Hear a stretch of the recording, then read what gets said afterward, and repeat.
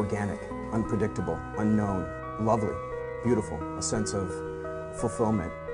This is part of the pleasures of life and not the chores of life.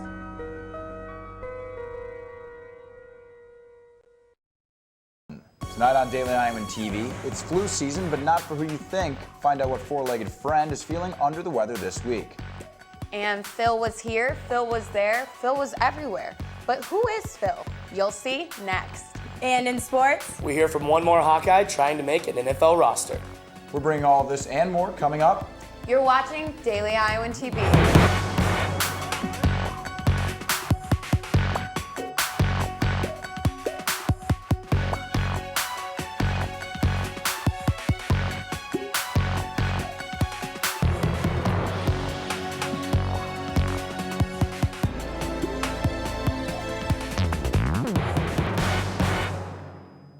Thanks for joining us. I'm Nick Fisher. And I'm Greta Miley. New details are emerging from the violent protests in Baltimore, some even casting light on an investigation here in Iowa City. First, the latest from Baltimore. Officials say police have completed their investigation and the arrest and death of Freddie Gray a day earlier than planned. Gray died of spinal cord injuries 7 days after his arrest last week. The report was delivered to the chief investigator in Baltimore today, and it is said to have new details about the undisclosed stop by the van carrying Gray to the police station the night of his arrest. In Iowa City, a man who posted a video of his arrest on YouTube in December was found guilty for public intoxication, but not guilty of interference with official acts. 27-year-old Grayson Scoggin was arrested in downtown Iowa City this past September. The video of the arrest shows an officer attempting to speak with Scoggin, who continued to walk away. Things escalated when the officer told Scoggin not to put his hands in his pockets, resulting in both men struggling on the ground with officers joining in to take Scoggin into custody. Scoggin admitted to drinking, but said he was not resisting arrest and felt police targeted him because they thought he was Hispanic. A second public intox trial is pending for Scoggin and scheduled for June 2nd. Iowa City schools are hoping to see more diversity by the year 2020. They plan to do this by hiring more minority staff members. Officials announced this goal Tuesday night at a school board meeting. Their hope is to have 15% of the staff be minority group members in the next 5 years. 2 Eastern Iowa mental health facilities could soon be merging together. The board of directors at Iowa City's Community Health Center voted to sign a letter of intent to join the Abbey Center for Community Mental Health in Cedar Rapids, whose board plans to vote on the merger in May. The move is thought to save both companies money, which they said is due to a statewide switch to Medicaid. While we may be wrapping up the flu season now that it's springtime, our pets may not be as lucky. A case of influenza for dogs, dog flu, has been spreading over the Midwest as of late and has even been causing some pet stores to close down. Josh Green has more on the story. While the traditional flu season is nearly all but over here in Iowa, a new form is taking a hit on the state. It's called dog flu. Taking its toll over the Midwest, the dog flu has infected more than 1,000 dogs, has even caused fatalities. Here in Iowa, dog owners like University of Iowa student Henry Shee are taking notice. I think it is really a thing happening right now in the Midwest. So I'm trying really hard to let my dog be away from other dogs. Say I won't take him to the dog park and stuff like that, and so that he won't get dog flu from other places. The first case of dog flu was reported in 2004, leading to periodic outbreaks since then. The flu is spread by the sneezing and coughing of dogs, and while it is uncontagious to humans, people are also playing a role in the spread of the cases, through germs. I would definitely try to wash my hands a lot so that the germs from my hand probably after I pet my dog won't be spreading to other dogs if I ever pet them on the street. So I think that will be really important. Veterinarians agree with washing your hands often and add to keep your dog away from public places. Kennels are also a bad idea, they say, because dogs are more likely to infect themselves when in them. The signs of this illness are cough, runny nose, and fever, and vaccinations are available at clinics all over the state. Josh Green, Daily Iowan TV. Greta, you know, the weather has been only getting better this week. I agree. Now the question is, will that weather stick around? Sammy Jo, will that weather stick around? Unfortunately, it will not. We've had a gorgeous week, but that rain is supposed to come back later this weekend and stay throughout next week. Temps will drop to the low 40s tonight but by tomorrow morning, temps will come back up to the 50s. Later in the afternoon, temps will reach with a high around 70 by the afternoon, and by evening, there will be a low of 50. Saturday, we'll start to see some clouds with a high around 77 and low around 55. Thunderstorms are expected to roll in on Sunday with a high of 83 and low of 60. Looking at the rest of the week, we'll see the rain continue with highs in the upper 70s and lows hovering around the 50s. Hopefully the rain will let up by next weekend, but you never know in Iowa. That's all I have for you two tonight. Back to you two at the desk. Jazz lovers gathered at the Iowa City Public Library in celebration of UNESCO's International Jazz Day today. Dr. Horace Porter discussed the intersection of jazz with the work of writer Ralph Ellison. Throughout the program, a jazz ensemble played classic songs from famous jazz musicians such as Duke Ellington, Charlie Parker, and Louis Armstrong. Because we are affiliated with UNESCO through our City of Literature designation, we thought it would be a great opportunity to draw attention to that and have an event that celebrated our wonderful jazz community that we have here, as well as the literary community that we have. Did you see Phil today? Well, Phil made an impact all over the University of Iowa campus. Reporter Abigail Meyer moved all around campus to see what Phil was up to. Posters and gold ribbons were painted throughout Iowa City today, but who was the culprit? If you saw the pin across today, Phil decided to make his appearance, declaring he was everywhere. And according to the University of Iowa Foundation, Phil is actually you. At Iowa, Phil stands for philanthropy that represents alumni, staff, and the UI community who benefit from donors and supporters of the UI. One student says some people don't realize how much they are affected by Phil. It impacts them every day, even if they don't think about it. I know for me, like using Papa John Business Building or Blake Honor Center, all those facilities have been provided with private funds, so they're taking advantage of it every day. The campaign's goal is to bring awareness to students about the importance of private support and how it impacts their education. Throughout the day, students filled out thank you letters, which will be sent out to donors.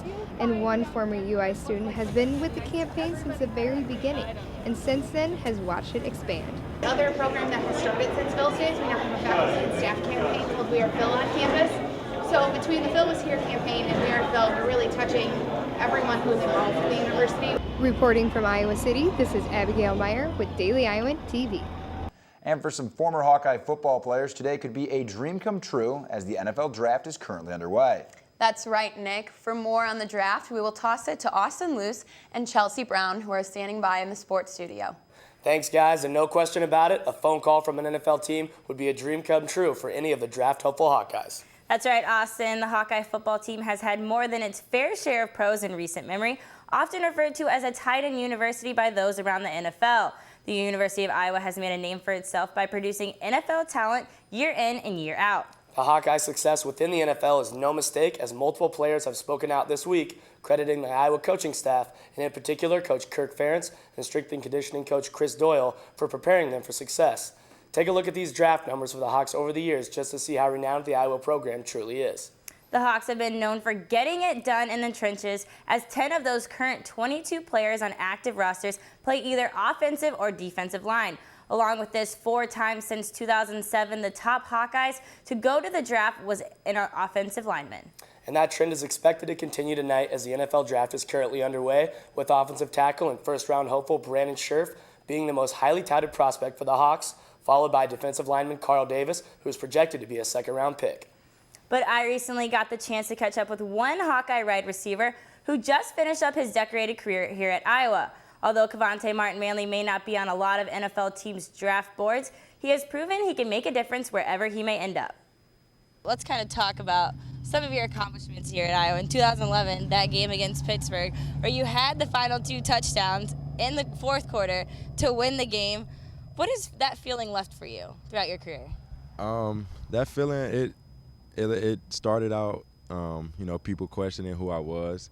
It kind of, I want to say, like, started my legacy here, and that moment was very big for me because it was such a signature moment, and plus it was a great win for us. It was a great comeback, and it was just something that I feel like fans are just going to remember for a long time. Speaking of legends, you match up against legends here at Iowa, including the legendary Niall Kinnick.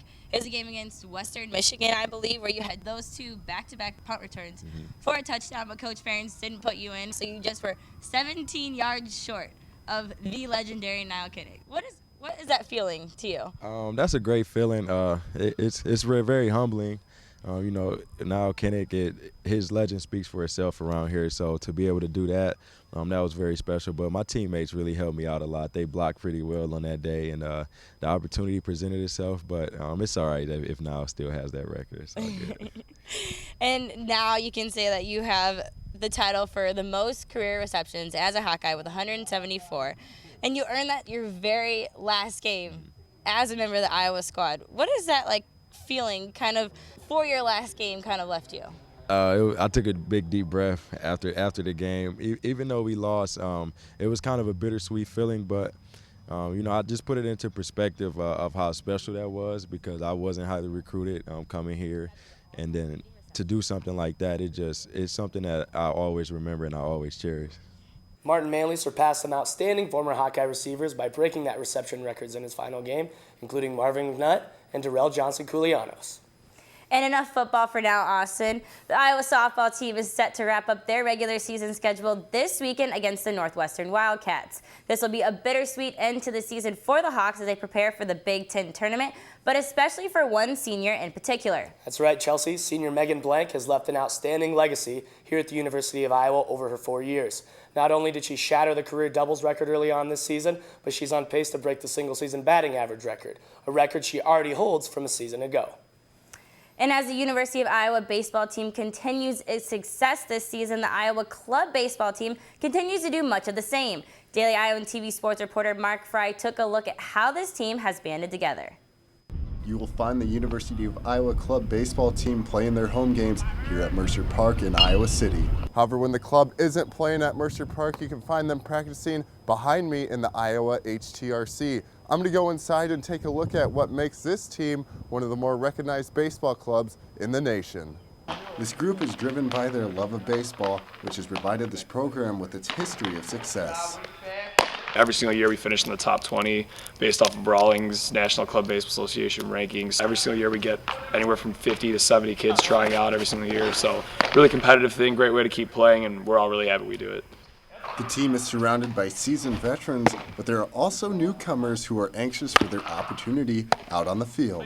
I think it's going to be a fun experience, but I also think it's going to be competitive at the same time, and I think it's going to be different. I mean, you're going to be playing against a lot of people who don't play competitive varsity collegiate baseball, but are still wanting to win. On-field play has been a success so far in 2015. A 10-5 record has the Hawks talking about their postseason goals. Our main goal is to get back to the regional, which is in Topeka, Kansas, which we've been to for 6 times straight now. Number 2 would be to go back to the World Series, which we were just in 2 years ago. Their mindset makes this fraternity of baseball one tough team on the field. Mark Fry, Daily Iowan TV. I don't know about you, Chelsea, but I would do just about anything to be able to lace up my baseball cleats one more time and play. And I'm no baseball player, Austin, but I do miss my gymnastics days and being there on the mat, but not the beam. But enough of us reminiscing about our glory days. That'll wrap things up for us here in the sports studio tonight. And make sure to tune in this Sunday as we hope to have some news to bring you on the Hawkeye hopefuls for the NFL draft and catch you up on how the softball and baseball teams fared over the weekend. Greta and Nick, back to you guys at the desk. Yesterday, we told you that the Baltimore Orioles and the Chicago White Sox would be playing for an empty stadium due to the riots in Baltimore. Although the circumstances behind the empty stadium were very serious, the players still had a little fun after the game. Here's one Orioles player signing some autographs for the fans and throwing balls into the empty stands. That's all we have for you tonight on Daily Iowan TV. Thanks for watching. I'm Greta Miley. And I'm Nick Fisher. Have a great weekend.